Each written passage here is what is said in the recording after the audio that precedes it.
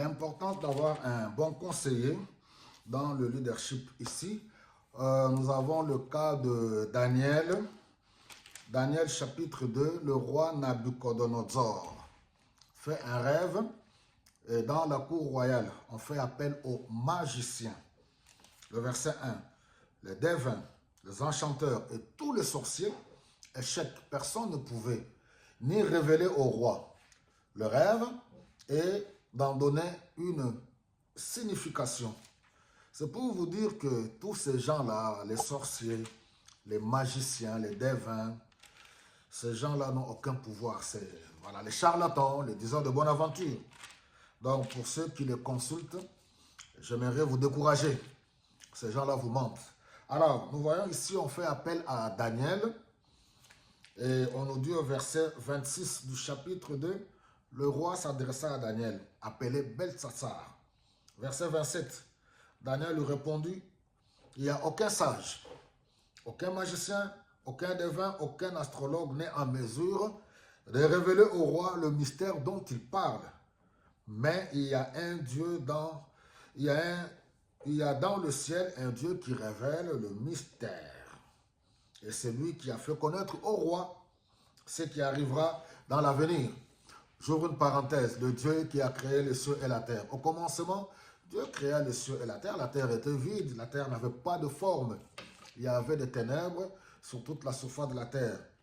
Mais l'Esprit de Dieu se mouvait sur les eaux. Dieu dit que la lumière soit et la lumière fut. C'est ce Dieu-là qui révèle le mystère. Il a le monde entier entre ses mains.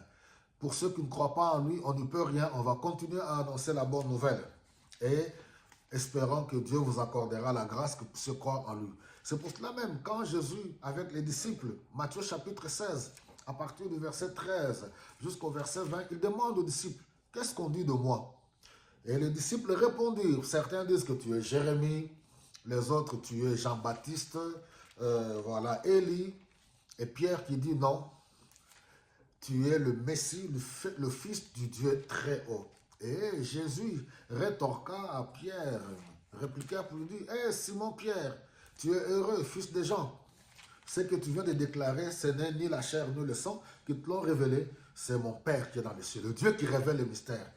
Nous allons dans Éphésiens au chapitre 3. Paul dit que ce que je vous annonce là, ce sont des révélations, des mystères, les choses cachées en Christ, que Dieu n'a révélé à aucun homme dans le temps passé.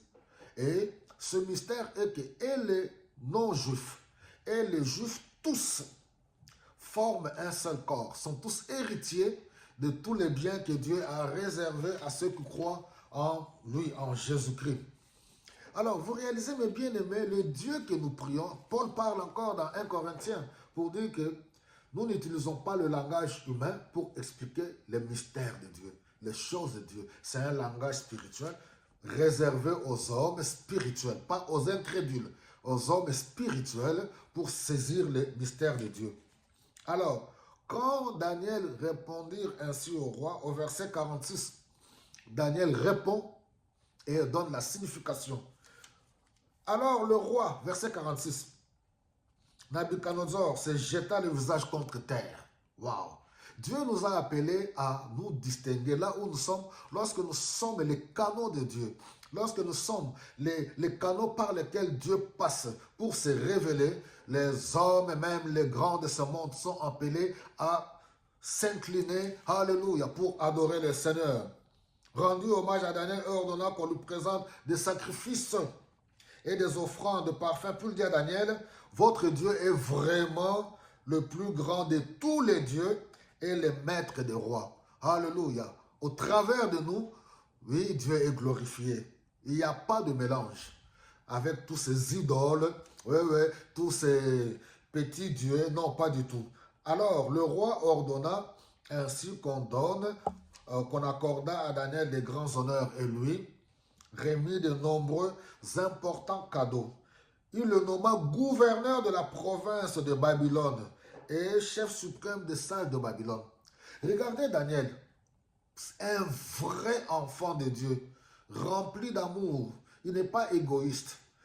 Il demande au roi pour que ses amis aussi puissent être nommés. Regardez, Sur le verset 49, sur une demande de Daniel, le roi confia à Shadrach, Meshach et Abednego de port de l'administration de la province de Babylone. Quant à Daniel, il devint conseiller à la cour royale.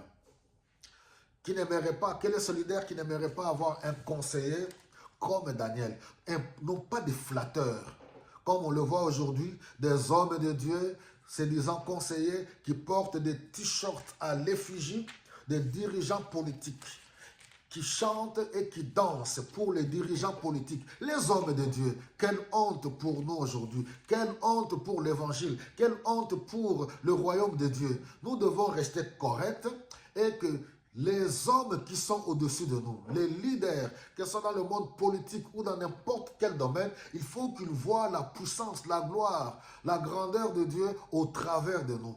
Dieu ne nous appelle pas à être des charlatans, des danseurs, des diseurs de bonne aventure, oui, à continuer à danser et à chanter pour les hommes, des serviteurs de ventre. Que le Seigneur ait pitié de nous.